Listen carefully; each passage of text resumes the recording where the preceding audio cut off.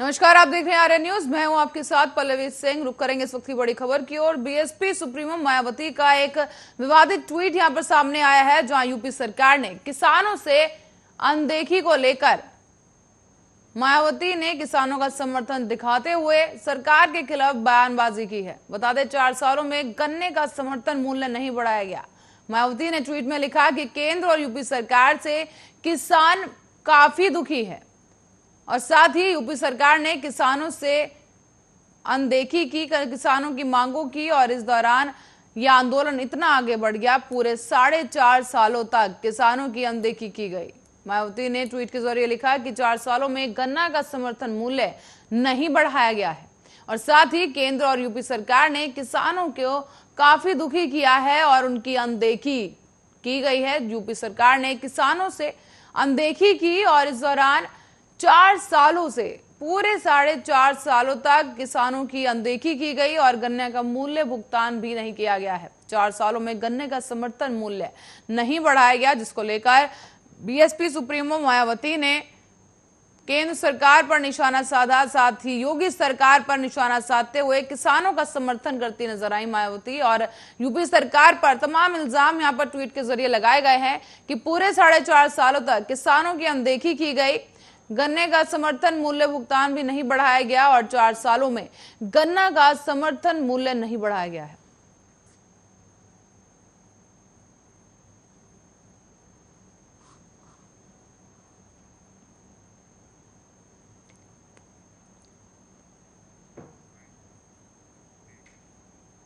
और इसी के साथ ही सपा सुप्रीमो अखिलेश यादव का भी एक ट्वीट सामने आया है, जहां उन्होंने समाजवादी पार्टी पूर्वांचल एक्सप्रेसवे के शिलान्यास किया था। एक्सप्रेसवे के पूरा होने की खुशी अखिलेश ने यहाँ पर जाहिर की है। साथ ही उन्होंने लिखा कि एक्सप्रेसवे के पूरा होने पर वो खुश हैं। साथ ही गुणवत्ता से समझौता किया, भाजपा ने विकास का रास्ता बनाना नहीं चाहती। बीजेपी पर निशाना साधते हुए अखिलेश यादव ने ये ट्वीट किया है, जहां उन्होंने लिखा कि भाजपा विकास के रास्ते बनाना नहीं चाहती। समाजवादी पूर्वांचल एक्सप्रेसवे का शिलान्यास किया गया था, लेकिन एक्सप्रेसवे के पूरा होने की अब खुशी उन्होंने जताई है अखिलेश यादव ने। साथ ही आपको बता दें, उन्होंने बीजेपी को कहा है कि बीजेपी ने इसके मूल्य स्वरूप और गुणवत्ता से समझौता किया है, भाजपा विकास के रास्ते बनाना नहीं चाहती। ये ट्वीट आपको दिखा रहे हैं जो अखिलेश यादव ने हाल ही में किया है। दरअसल समाजवादी पार्टी पूर्वांचल एक्सप्रेसवे को लेकर ये ट्वीट किया गया, जिसका शिलान्यास किया गया था अखिलेश सरकार द्वारा और अब एक्सप्रेसवे के पूरा होने की खुशी यहां पर है। लेकिन उन्होंने कहा कि बीजेपी ने इसके मूल स्वरूप और गुणवत्ता से समझौता किया है।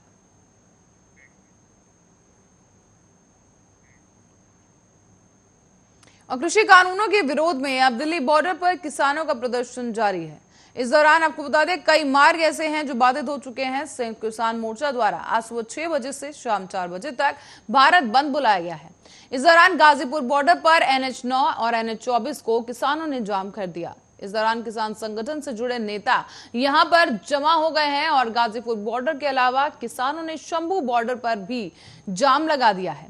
इस दौरान किसान नेता राकेश टिकैत ने कृषि मंत्री के बातचीत के जरिए रास्ता निकालने की बात को लेकर सरकार पर ही तंज कस दिया है। उन्होंने इस बयान पर सवाल किया और कहा कि कृषि मंत्री रट्टू हैं।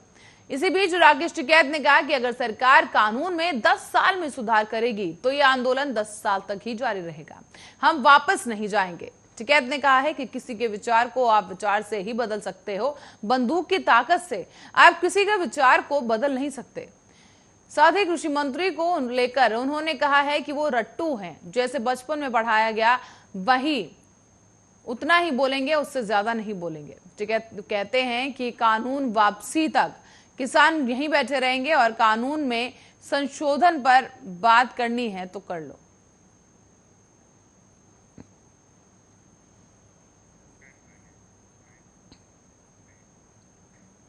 मध्य प्रदेश में मानसून एक बार फिर से एक्टिव हो गया है और प्रदेश के कई हिस्सों में अब जबरदस्त तेज बारिश भी हो रही है।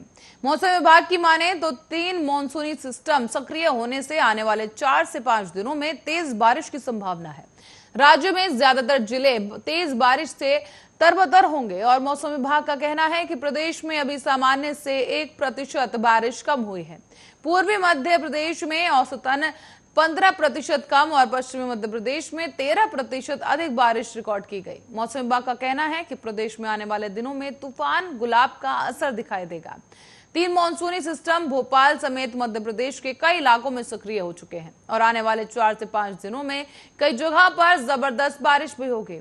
अरब सागर में भी लो प्रेशर का एरिया बन गया है और उत्तरी मध्य प्रदेश के बीच के हिस्से में ऊपरी हवा का चक्रवात बना हुआ है।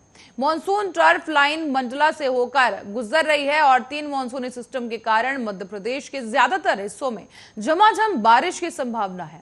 मौसम विभाग ने 7 जिलों में भारी बारिश से लेकर बहुत भारी बारिश का येलो अलर्ट जारी कर दिया है। धार, सीहोर, हरदा, खंडवा, खरगोन, उज्जैन जिलों में भारी वर्षा की चेतावनी, जबकि जबलपुर, इंदौर, उज्जैन, होशंगाबाद, सागर, रीवा, शहडोल, भोपाल, ग्वालियर और चंबल संभागों के जिलों में हल्की बारिश होने का पूर्वानुमान जताया गया।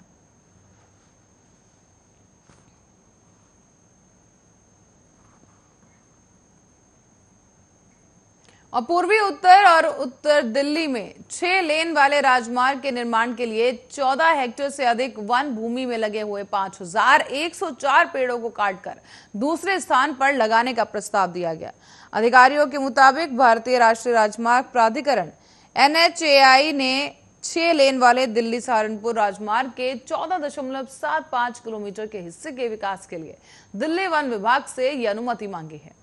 वन विभाग के एक अधिकारी ने कहा है कि अक्षरधाम राष्ट्रीय राजमार्ग 9 जंक्शन और दिल्ली उत्तर प्रदेश सीमा के बीच स्थित एक हिस्से पर कुल 5104 पेड़ हैं। वन विभाग की ओर से दी गई जानकारी के मुताबिक इन पेड़ों की प्रजातियों में शीशम, शहतूत, पीपल, चंपा, अशोक, सुबाबुल, नीम, नीलगिरी, कीकर, बेर, जामुन और गुलर शामिल हैं। इन संबंध में अधिकारी ने कहा है कि पिछले महीने एक निरीक्षण किया गया था। साथ ही उपयोगकर्ता एजेंसी ने गिनती के दौरान कुछ पेड़ों को छोड़ दिया था और अब उन्हें पेड़ों पर भी विचार करने के लिए कहा गया है। वन अधिकारी ने कहा है कि NHAI ने अभी तक प्रतिपूरक वन रोपण के लिए जमीन उपलब्ध नहीं कराई है।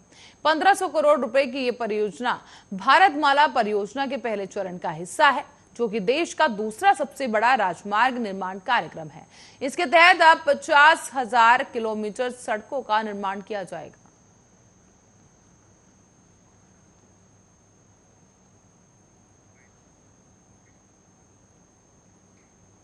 और यूपी में महिलाओं के खिलाफ होने वाले अपराधों पर रोक लगाने के लिए योगी सरकार तमाम कोशिशें कर रही है। बीते साल भी मिशन शक्ति अभियान चलाकर अपराधियों के खिलाफ सख्त कार्रवाई की गई थी।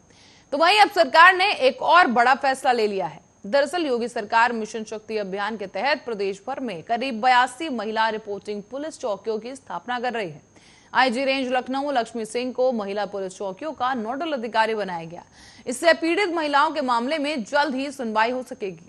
साथ ही राजधानी लखनऊ में कई थाने तो हैं, लेकिन महिला थाना सिर्फ एक है। ऐसे में सरकार ने यह फैसला लिया है कि अब लखनऊ में भी अलग अलग जगहों पर 5 से ज्यादा महिला रिपोर्टिंग पुलिस सेंटर बनाए जाएंगे। ये पुलिस चौकियां होंगी जिसमें महिलाओं को रिपोर्ट करना होगा और इन चौकियों की monitoring women crime and safety cell के प्रभारी करेंगे। साथ ही राजधानी में ऐसी जगहों पर महिला रिपोर्टिंग पुलिस चौकियां बनेंगी जहां पीड़ित महिलाएं आसानी से पहुंच सके।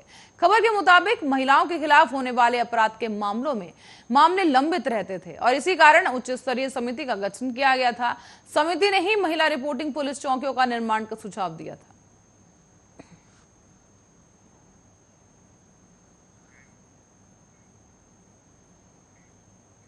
और प्रधानमंत्री नरेंद्र मोदी आज वीडियो कॉन्फ्रेंसिंग के जरिए राष्ट्रीय डिजिटल स्वास्थ्य मिशन का शुभारंभ करेंगे। बता दें कि NDHM की शुरुआत करेंगे PM मोदी और प्रधानमंत्री ने पिछले साल ही 15 अगस्त को लाल किले की प्राचीर से राष्ट्रीय डिजिटल स्वास्थ्य अभियान की पायलट परियोजना की घोषणा कर दी थी। फिलहाल इस योजना को 6 केंद्र शासित प्रदेशों में प्रारंभिक चरण में लागू किया जा रहा है। इसे लेकर PMO ने कहा कि एक ऐतिहासिक पहल के तहत प्रधानमंत्री नरेंद्र मोदी 27 सितंबर को सुबह 11 बजे वीडियो कॉन्फ्रेंस के माध्यम से राष्ट्रीय डिजिटल स्वास्थ्य अभियान की शुरुआत करेंगे। इसके साथ ही प्रधानमंत्री इस योजना को लेकर इस अवसर पर अपना संबोधन भी देंगे। NDHM के राष्ट्रव्यापी शुरुआत में आयुष्मान भारत प्रधानमंत्री जन आरोग्य योजना की तीसरी वर्षगांठ के साथ ही की जा रही है। इस अवसर पर केंद्रीय स्वास्थ्य मंत्री मनसुख मंडाविया भी उपस्थित रहेंगे और जन धन आधार और मोबाइल ट्रेनिंग और सरकार की अन्य डिजिटल पहलों के रूप में तैयार बुनियादी ढांचे के आधार पर एनडीएचएम स्वास्थ्य संबंधी व्यक्तिगत जानकारी की सुरक्षा, गोपनीयता और निजता को सुनिश्चित करते हुए एक विस्तृत श्रृंखला के प्रावधान के साथ एक माध्यम से डेटा, सूचना और जानकारी का एक सहज ऑनलाइन प्लेटफॉर्म तैयार करेगा। दरअसल एनडीएचएम के प्रमुख घटकों में प्रत्येक नागरिक के लिए एक स्वास्थ्य आईडी शामिल होगा, जो कि उसके स्वास्थ्य खाते के रूप में भी काम करेगा, जिससे व्यक्तिगत स्वास्थ्य रिकॉर्ड को मोबाइल एप्लीकेशन की मदद से जोड़ा जा सकेगा और देखा जा सकेगा। इसके तहत अब हेल्थ केयर प्रोफेशनल्स रजिस्ट्री और हेल्थ केयर फैसिलिटीज रजिस्ट्रियां और साथ ही आधुनिक और पारंपरिक चिकित्सा प्रणालियां दोनों ही मामलों में सभी स्वास्थ्य सेवा प्रदाताओं के लिए एक संग्रह के रूप में कार्य करेगा। ये चिकित्सकों के साथ ही अस्पतालों और स्वास्थ्य सेवा के प्रदाताओं के लिए व्यवसाय की भी आसानी से सुनिश्चित करेगा।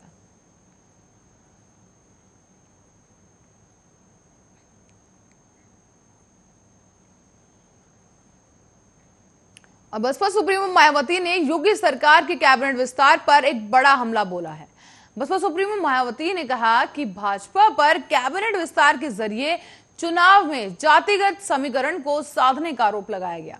साथ ही ओबीसी और दलित वर्ग के लोगों को भाजपा से सावधान रहने की सलाह दी गई। बसपा सुप्रीमो मायावती ने सोमवार को ट्वीट कर लिखा है कि भाजपा ने यूपी में जातिगत समीकरण को साधने के लिए जिन्हें भी मंत्री बनाया है, वो जब तक अपने मंत्रालय को समझ पाएंगे, प्रदेश में आचार संहिता लागू हो जाएगी। और इसके साथ ही मायावती ने आरोप ये भी लगाया कि यूपी की सरकार जो है उसने भाजपा उसने पिछड़े और दलित समाज के लोगों के लिए कोई ठोस कदम नहीं उठाए, बल्कि जो कदम बसपा सरकार में उठाए गए थे वो भी बंद कर दिए गए हैं। ऐसे में भाजपा के दोहरे चरित्र और चाल चलन का यहाँ पर लोगों को उससे सावधान रहने की सलाह दी गई। बताते चलें कि योगी सरकार ने कल कैबिनेट का विस्तार किया है, जिसमें जितिन प्रसाद ने कैबिनेट मंत्री पद की शपथ ली और वहीं छत्रपाल सिंह गंगवार, बलरामपुर के पलचूराम, गाजीपुर के संगीता बिंद, संजीव कुमार, दिनेश खटीक और धर्मवीर सिंह प्रजापति ने राज्य मंत्री पद की शपथ ली है। इस दौरान जितिन प्रसाद ब्राह्मण और अन्य ओबीसी या फिर दलित होंगे।